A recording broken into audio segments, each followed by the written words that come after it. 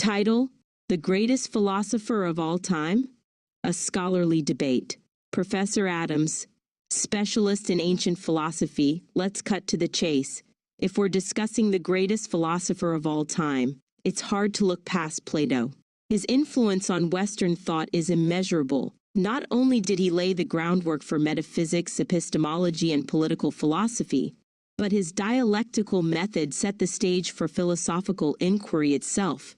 His ideas were so far ahead of their time that we're still grappling with them today. Professor Bennett, expert in modern philosophy, I can't deny Plato's immense influence, but I'd argue that Immanuel Kant surpasses him. Kant didn't just refine philosophy, he revolutionized it. He tore down the old dogmatic structures and built a new critical framework that has shaped everything from ethics to the philosophy of science. His transcendental idealism forced us to rethink how we understand knowledge itself. To put it bluntly, he turned philosophy on its head. Professor Carter, contemporary philosophy and ethics scholar, both of you make compelling points, but I'd contend that Ludwig Wittgenstein deserves the top spot. If we're talking about originality and impact, his work dismantled the very foundations of traditional philosophy. His early work, Tractatus Logico-Philosophicus, attempted to pin down the limits of language and reality, while his later philosophical investigations shattered rigid theoretical structures, paving the way for modern analytic philosophy. Adams, I won't downplay Wittgenstein's radical contributions, but can we really place him above Plato? Wittgenstein built on ideas that came before him, whereas Plato was creating the very foundation of Western philosophy from scratch. Bennett, but if we use that argument, shouldn't we give Aristotle the crown instead? Unlike Plato, he fleshed out a comprehensive system of logic, ethics, politics, and science that stood as the gold standard for centuries. He wasn't merely theorizing, his ideas held up across disciplines. Carter, yet, Aristotle's system was ultimately surpassed. Science has moved past Aristotelian physics, and his metaphysics has been reinterpreted countless times. Wittgenstein, however, fundamentally shifted how we engage with philosophy itself. He didn't just add to the conversation, he changed the very language in which the conversation takes place. Adams, you could say the same about Kant. His critique of pure reason did away with the old rationalist-empiricist divide, merging them into a completely new epistemological framework. No one before him had gotten to the bottom of how we construct knowledge quite like he did. Bennett, exactly.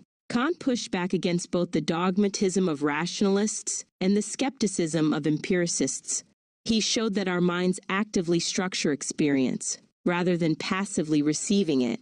That shift carried over into every major philosophical movement after him, from existentialism to postmodernism. Carter, but is philosophical greatness only about influence? Wittgenstein's legacy isn't just in what he argued, but in how he forced us to rethink the entire enterprise of philosophy. Unlike Kant or Plato, he called into question whether philosophical problems were even real problems at all. That's a paradigm shift on a completely different level. Adams, I see where you're coming from, but doesn't that almost render philosophy obsolete? If we follow Wittgenstein's later ideas to their logical conclusion, we'd be writing off entire fields of inquiry as linguistic confusion.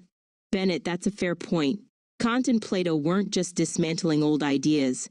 They were laying down blueprints that generations built upon. If we judge greatness by philosophical impact, I'd say Kant still has the upper hand. Carter, perhaps, but impact isn't just about constructing systems. It's also about breaking them apart. That's why I still lean toward Wittgenstein. He didn't just go along with tradition. He forced us to reconsider the very nature of meaning. Adams, maybe we're missing the bigger picture. The fact that we can't reach a definitive answer proves that philosophical greatness isn't about one figure taking over the discourse. It's about a continuous dialogue. Plato, Kant, Wittgenstein, they're all indispensable precisely because they force us to keep questioning. Bennett, agreed. Philosophy isn't about settling debates.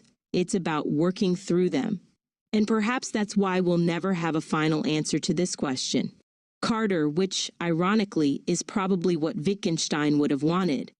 They laugh and continue their discussion over coffee,